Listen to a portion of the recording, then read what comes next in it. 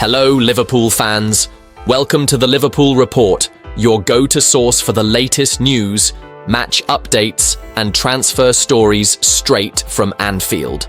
Don't miss out on any of the action. Hit that subscribe button now and stay in the loop with all things Reds. Arneslot has vowed to learn from his mistakes after being charged by the FA for his red card at the end of the mad Merseyside derby, after admitting, "I got too emotional." The FA have read referee Michael Oliver's report and charged the Liverpool head coach, and he faces at least a 2-game touchline ban. Slot has already served a touchline suspension in December for accumulating 3 bookings, and he knows he needs to control his emotions better. "I hope because I'm a human being," he said. "But the way I was during the game, I wasn't planning to react the way I reacted after the game."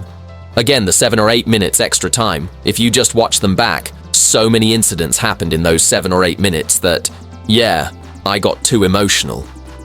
Instead of going inside and calming down and then talking to the referee, I decided to walk out onto the pitch, which wasn't the smartest thing to do in hindsight. We're in a business that's quite emotional. I'm the type of manager that likes to control as much as I can, so if my player makes a wrong decision, I blame myself.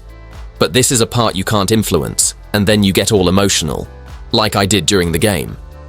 I wouldn't say I was calm during the game, but especially in extra time, it was probably just a bit too much to stay calm. The best thing I could have done was just walk inside, but unfortunately I didn't. Slot studied Liverpool's defeat at Goodison Park in April and thought he knew what atmosphere to expect. But the Everton players and fans were hyped up for the last Merseyside derby at Goodison Park, and Slot says it was totally different to watching a game on a laptop. "Yeah, it was more intense and emotional because if you watch the game on television, you hear the fans, but not as loud," he said. "You don't feel the same emotions if you're not as involved as I was. So, yeah, it's different to lead the team on the touchline than to watch it in front of a MacBook." Despite his clear disappointment at dropping 2 points, Slot is determined to focus on the positives from Wednesday, and he was delighted with his side's mentality. He wants them to carry this into tomorrow's clash with Wolves at Anfield, when he hopes Liverpool can return to winning ways after losing to Plymouth on Sunday in the most challenging week of his Reds' reign. "Ideally, it would have been a combination of us picking up 3 points and showing that mentality," he said. "But still, there's the win of us showing that great mentality in very difficult circumstances with everything they had to cope with during 98 minutes. Liverpool should rekindle their interest in Anthony Gordon if they allow Luis Diaz to leave. According to former Anfield favourite Jamal Diaz, 28, has been a fixture for the Reds ever since joining the club from FC Porto back in January 2022. However, speculation over the Colombia international's desire to move to Barcelona has been rife over the past 12 months. After starting the season like a house on fire, Diaz's form has faltered in recent weeks, and Marcguehi, who played over 200 matches for Liverpool during his own career, reckons his old club have already identified the perfect Diaz replacement in Gordon, who they were offered the chance to sign last summer. The Dane told aceodds.com, "The Luis Diaz thing is a bit strange. Is he settled or is he unsettled? We've heard quotes from his family, and he was looking at Barcelona at one stage. I do think the majority of the players will want to stay at Anfield because you know what you've got at the club." Marcguehi continued, "Anthony Gordon is a terrific player and look at the improvement in his game. At Everton he was good but inconsistent. He went level up at Newcastle and has done really well. With his pace and work rate plus consistency would be great. It'd be like bringing him home. He's from the city of Liverpool, so it'd be one hell of a deal." Gordon, 23, made a name for himself with Liverpool's arch-rivals, Everton, before reaching new heights at Newcastle following a transfer in January 2023. He was heavily linked with an £80 million switch back in the summer due to the Magpies' need to comply with the Premier League's profit and sustainability rules, and while he ended up staying put, talks were held over a potential deal. The flying winger, who revealed on a recent episode of A League of Their Own that his family are all really bitter Liverpool fans, was released by the Reds as an 11-year-old.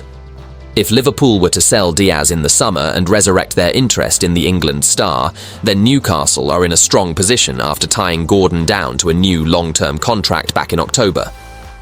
Diaz has scored 12 goals in 33 matches this term, playing a pivotal role in Liverpool's unexpected title challenge. Spanish outlet Mundo Deportivo recently reiterated that he is viewed as an attainable summer target for Barcelona, who have a long-standing interest in the player. The 21-year-old has established himself as one of the world's best attacking midfielders, starring for both Bayern Munich in domestic and European competition and for Germany on the international stage. His Bayern contract was due to expire in 2026, leading to suggestions that Musiala could look to challenge himself at a higher domestic level. Liverpool and Manchester City have been long-term admirers of Musiala, while Barcelona, despite their crippling financial woes, were recently linked with a shock approach. But just 10 days after Alphonso Davies penned a new contract with Bayern, spurning the advances of Real Madrid, in the process Musiala has chosen to stay put in Germany, where he will now build on an impressive start to life under Vincent Kompany, who was hired as the club's manager last summer. "I'm really happy. Bayern is one of the biggest clubs in the world," Musiala told club channels. "I took my first steps in professional football here and firmly believe we can achieve something big with this club in the coming years. I feel at home both in Munich and at the club with our great fans. We've got a lot of things we want to achieve. I'm excited for everything that's to come. Top clubs across the world look for players who can make the difference, and Jamal Musiala stands out there," Max Eberl, Bayern's director of sport, added. "He's shaping the present at Bayern and will also shape the future, is the face of our new generation. In Jamal, we've managed to convince one of the most coveted players in the world of our long-term plan at Bayern. Players like him allow us to send out a clear message to everyone that Bayern are to be reckoned with in the future as well. Musiala's career statistics are incredibly impressive given his tender years. He already has over 200 professional club games under his belt, scoring 60 goals for Bayern, and has won 9 trophies, including 4 Bundesliga titles in Bavaria. He has been capped 38 times by Germany and was a hugely prominent figure at Euro 2024, scoring goals against Scotland, Hungary and Denmark. Straight red cards by Michael Oliver after exchanging words with him at the final whistle.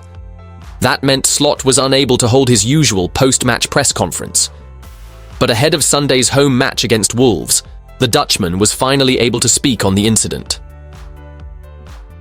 When he was asked about his interactions with Oliver on Friday morning, he said there is an ongoing process and wouldn't go into detail about what was said at the end of Wednesday's match, which ended 2-2 courtesy of James Tarkowski's 98th minute leveller. Slot did, though, go on to say, "What happened was the extra time. The additional 5 times it ended up being 8 minutes. The emotions got the better of me. If I could do that differently, I am hoping to do it differently next time as well." Slot is now facing an extended 2-match ban after confronting Oliver post-match with his assistant, Spike Hulshoff. The Premier League did briefly issue a statement addressing the matter before quietly deleting it. It's understood the Football Association will make a decision on how to proceed once Oliver's match report is in, but Slot could still face a ban. Victory in the final Merseyside derby played at Goodison Park would have sent the Reds 9 points clear of Arsenal at the Premier League summit. And while Slot went on to admit that Tarkowski's late equaliser was a difficult pill to swallow, he did concede that the draw was probably a fair result. He said it felt after the referee blew his whistle we lost 2 points, but over the full 90 minutes I didn't feel constantly we were the ones going to win. More that the draw was the fair result. But to be up after 97 minutes, it felt like we lost 2 points. But I felt we won a lot as well. Togetherness of team and fans and how everyone was together. The team were mentally so strong during a game better than last year in a game played in difficult circumstances for them, so to fight and be so strong that gives me a lot of confidence for next 14 games. Togetherness for 98 minutes shows me we are a very difficult team to beat.